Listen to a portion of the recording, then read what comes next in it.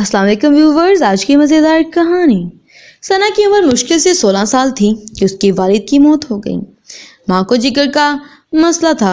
چھوٹا بھائی 7ویں جماعت میں پڑھ رہا تھا۔ باپ کی وفات کے بعد گھر کا خرچ کا مشکل ہو رہا تھا۔ ثنا نے سوچا کہ کہیں نوکری کی جائے، سو نوکری کی تلاش میں نکل پڑی۔ میٹرک پاس تھی، نوکری کون دیتا؟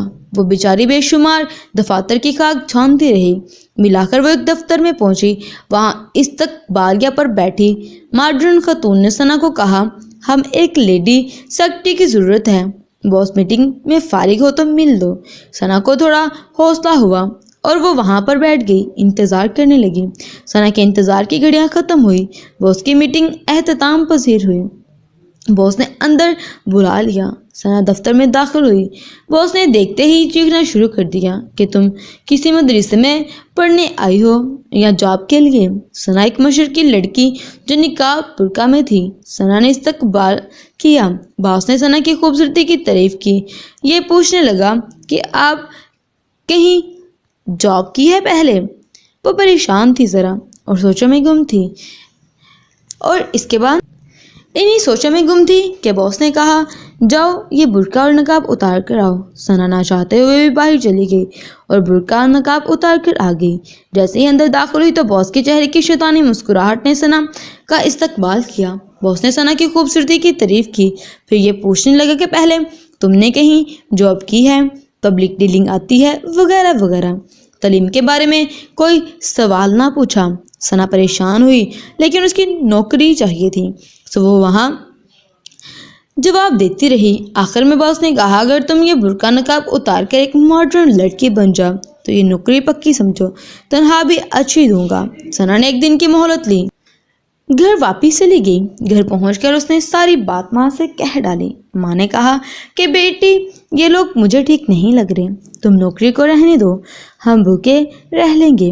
ماں اس کی حدیث کے حوالہ بتا دیا، اور حیا ایمان کا ایک بڑا حصہ۔ بے حیا جس چیز میں ہوگی اسے عیبدار بنانے میں کوئی کسر نہیں چھوڑتا، اور سب سے اہم بات، حیا جنت میں لے جانے کا ذریعہ ہے۔ لیکن ثنا کو اپنے گھر کی فکر تھی، اپنے بھائی کے مستقبل کی فکر تھی، اور صورت وہ بڑھ چکی تھی، لیکن اس کو اپنے گھر کی اتنی زیادہ فکر تھی کہ وہ کچھ سوچنے سمجھنے کے قابل نہ رہی۔ رات بھر سوچنے کے بعد ثنا نے فیصلہ کر لیا کہ اپنے گھر کی خاطر میں یہ سب کر لوں گی۔ جیسے ہی اپنے گھر سے نکلی تو گلی میں آتے جاتے لوگوں نے اسے حیرت اور عجیب نگاہوں سے دیکھنا شروع کر دیا۔ جیسے ہی وہ اپنی نظروں کو ایکسرے، ثنا کو اس ماحول میں گھٹن کا شکار تھا۔ ثنا جیسے چھٹی کا انتظار کر رہی تھی۔ جیسے ہی چھٹی ہوئی ثنا سٹاپ کی طرف چل دی۔ اس کا سٹاپ پاس ہی تھا۔ تیزی سے اپنے گھر کی طرف چلنے لگی۔ اندھیرا ہو رہا تھا، کچھ اوباش بھی ثنا پر آوازیں کرس رہے تھے۔ جیسے ہی گھر کے اندر داخل ہوئی، اپنا بیگ ایک طرف پھینکا اور دروازے کو کنڈی لگا دی اور بستر پر لیٹ گئی۔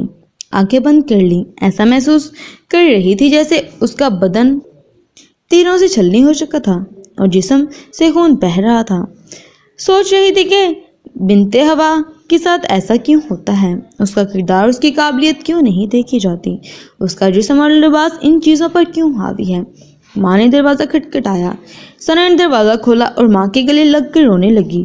ماں سمجھ گئی کہ کچھ تو غلط ہوا ہے۔ ماں نے حوصلہ دیا اور کہنے لگی، میں نے تمہیں پہلے ہی منع کیا تھا۔ ثنا چپ ہوئی۔ فیصلہ کیا کہ آج کے بعد نوکری کے لیے باہر نہیں جاؤں گی۔ اس کے بعد ثنا گھر میں محلے کے بچوں کو ٹیوشن پڑھانا شروع کر دیا اور گھر کا خرچہ چلانے لگی۔ یہ تو ایک ثنا کی کہانی ہے۔ اس ملک میں ہزاروں ثنا روز یہ حواس کا شکار ہوتی ہیں۔ ہم لوگ کیوں ان کے مجبوری سے فائدہ اٹھاتے ہیں؟ Thanks for watching this moral video. اپنا خیال رکھیے گا۔ اللہ حافظ۔